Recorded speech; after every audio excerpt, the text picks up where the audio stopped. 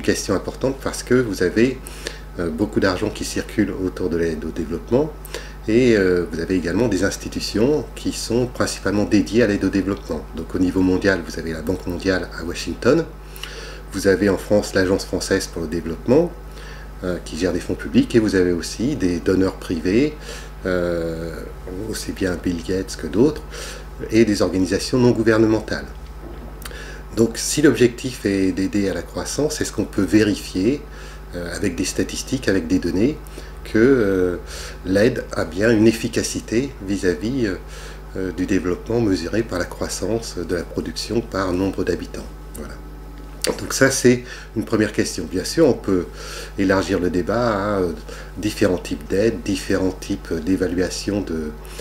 la qualité de l'aide, pas seulement sur l'aide au développement, mais sur des indicateurs de santé, des indicateurs d'éducation, etc. Mais la littérature académique s'est énormément focalisée sur cette question, parce qu'il y a des enjeux, et on peut à peu près dénombrer 200 publications en 40 ans sur le sujet. Donc qu'est-ce que ces publications ont obtenu comme résultat? Bien, un grand nombre d'entre elles ont obtenu des résultats positifs de l'aide sur la croissance, mais un certain nombre d'entre elles n'ont pas obtenu ces résultats, et lorsqu'on regroupe l'ensemble des résultats sur 40 ans pour ces 200 publications et les différentes estimations de l'effet de l'aide sur la croissance, on finit par constater que globalement l'effet moyen de l'ensemble de ces études, c'est 0. C'est-à-dire que tout d'un coup on se trouve sur une difficulté qui est qu'on a une littérature massive qui finalement utilise globalement à peu près les mêmes données, sauf qu'au cours du temps on a de plus en plus de données, et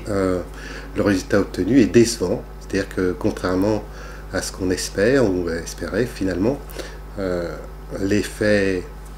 tel que les statistiques nous le donnent sur l'ensemble des études publiées est négatif. Alors ça n'empêche pas toujours maintenant donc une organisation comme l'OCDE d'avoir un département qui est spécifiquement dédié pour la coordination de l'aide des donneurs et également l'efficacité de cette aide. Voilà. Et cette organisation, encore maintenant, s'appuie sur un article qui a été extrêmement cité, il est toujours, par 2 auteurs de la Banque mondiale, un article publié il y a 14 ans. Et cet article disait que voilà, l'aide peut-être n'est pas toujours efficace, mais elle peut être efficace si les pays en développement ont de bonnes politiques macroéconomiques.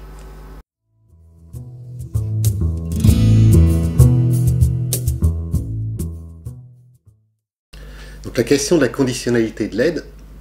c'est une question importante parce que on va se poser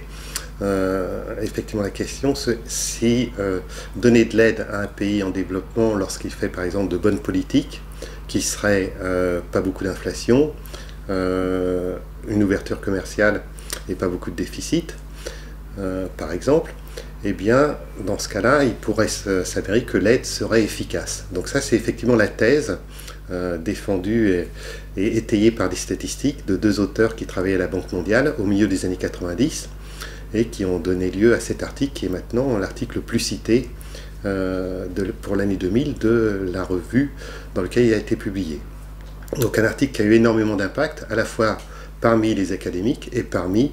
les praticiens, ceux qui interviennent dans le secteur de l'aide au développement, etc. Donc le problème majeur de cette étude, c'est que en fait, elle a fait dès sa sortie, dès sa publication, l'objet d'une critique, c'est-à-dire qu'elle a été réestimée avec un peu plus d'observations,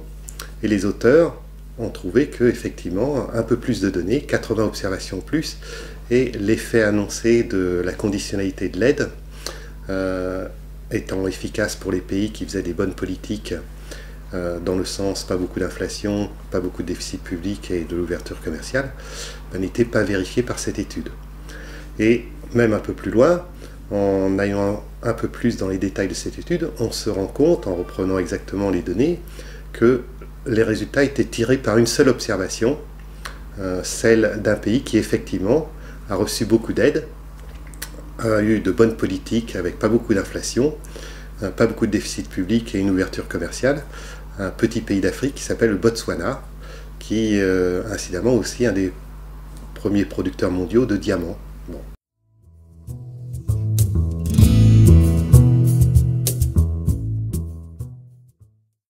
Ils sont passés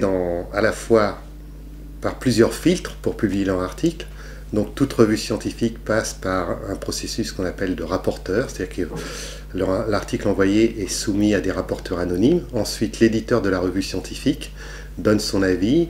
Il y a une série d'allers-retours pour corriger l'article, etc. Et de surcroît en amont, dans leur institution, la Banque mondiale, les documents de travail sont relus, réévalués avant d'être donnés au public à une étape intermédiaire qui n'est pas encore celle de la publication dans une revue académique. Donc on peut se demander comment effectivement une revue, enfin un article qui a un impact, un résultat aussi fort, avec autant d'applications politiques, peut être publié sans que les auteurs ou les rapporteurs ou l'éditeur se rendent compte en fait que les résultats sont obtenus sur la base d'une seule observation sur lequel, ou correspondant à un seul pays, le Botswana, sur lequel effectivement on va extrapoler le résultat du Botswana sur l'ensemble de l'échantillon qui comportait à peu près une soixantaine de pays, voilà, sur une période d'environ 20 ans.